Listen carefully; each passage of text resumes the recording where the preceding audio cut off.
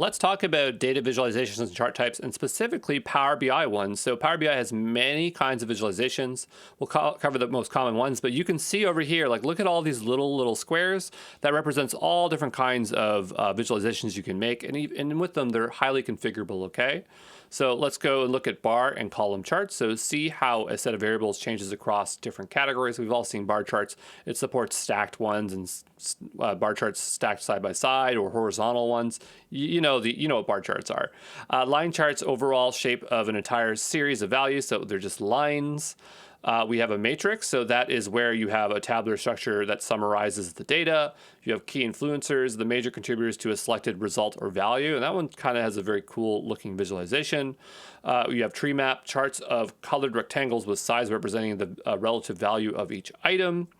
We have scatter graphs, so relationships between two numerical values. So you have an X and Y. It's basically a bunch of dots on a graph.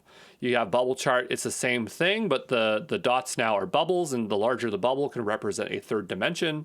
You have dot plot charts, and these are a little bit confusing to look at, but they are basically bubble charts, but they're organized based on an X-axis. So you're basically putting those into categories.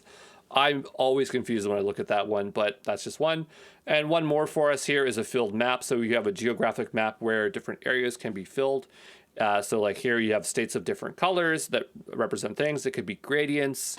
There's a lot you can do with maps and geographical maps. And that, again, is not all of the data visualizations, but the most common ones you'll come across.